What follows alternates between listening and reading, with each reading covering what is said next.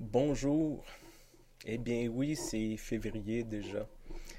Euh, et je sais pas vous, mais pour plusieurs personnes, c'est un moment de l'année un peu difficile. Euh, il fait froid. Les... L'ensoleillement allonge, mais peut-être pas assez vite à notre goût. On a froid, on est fatigué. On a besoin, on aurait le goût de s'évader, on aurait le goût d'aller ailleurs. Il y a une fatigue avec ce temps-ci de l'année. Et ça me fait penser aussi un peu ce qui se vit dans plusieurs des paroisses. Une certaine fatigue aussi. De se dire, ben, je sais pas, c'est toujours les mêmes qui font tout. C'est toujours les mêmes qui s'impliquent dans les comités ou les activités. C'est toujours les mêmes qui doivent ouvrir leur portefeuille puis d'en donner un petit peu plus pour que je sais pas, pour que le budget boucle, puis boucler le budget, puis on se demande, ben, à quoi ça sert tout ça?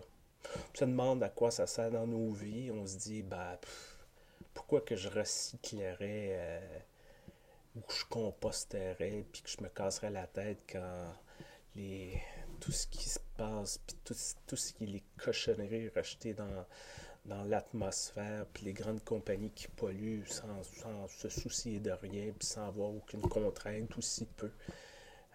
Pourquoi je me forcerais à continuer puis à bûcher pour cette église-là que les gens semblent pas vraiment apprécier, puis qu'il y a toujours des gens pour se plaindre, puis critiquer, puis il y a une fatigue là-dedans. Et on dirait, je sais pas si c'est ça l'idée, mais dans le lectionnaire de cette semaine, il y a le texte du livre d'Ésaïe, chapitre 40. Un texte que fort probablement n'a pas été utilisé si souvent pour une prédication. En tout cas, si vous avez entendu un sermon sur ce texte-là, vous êtes chanceux, parce que moi, j'en ai jamais entendu avant. Peut-être pour ça que je vais l'utiliser en fin de semaine.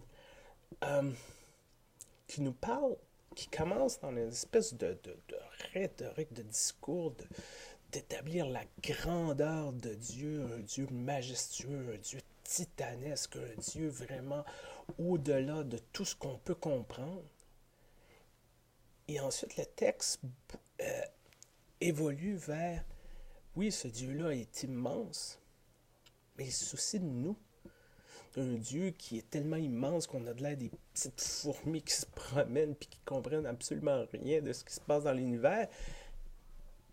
Mais Dieu a de l'air de se soucier de nous, nous imparfaits, nous briser, nous décourager, nous fatiguer. Et, ces phrases-là, il redonne des forces à celui et celle qui faiblit, il remplit de vigueur celui et celle qui n'en peut plus. Ceux et celles qui comptent sur le Seigneur reçoivent de nouvelles forces. Comme les aigles, ils s'élancent, ils courent sans se lasser, ils avancent, mais sans faiblir. Un Dieu qui a de l'air de nous réénergiser, un Dieu qui pourrait facilement dire, il n'y a rien à faire avec ce monde-là, ça ne sert à rien.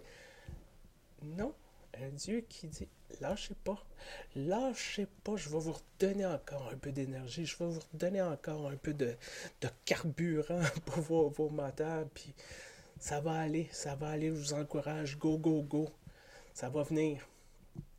C'est un message-là qu'on a besoin à ce temps-ci de l'année, de nous sortir de notre déprime, de notre grisaille, de notre défaitisme, puis de dire, c'est pas si pire que ça. C'est pas si pire que ça. Puis oui, je le sais que c'est imparfait. Oui, ça pourrait être mieux.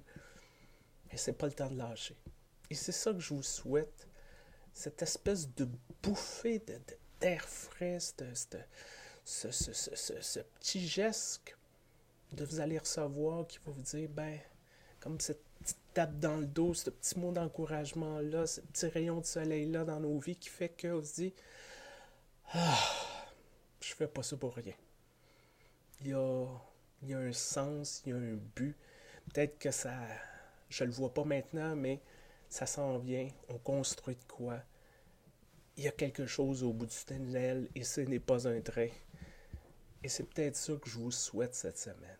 D'avoir ça, de le donner, que ça soit partout autour de vous, que malgré tous les signes qui sont autour de vous, qui peuvent être déprimants, que vous accrochiez et que vous continuiez. Bonne semaine, portez-vous bien, à très bientôt.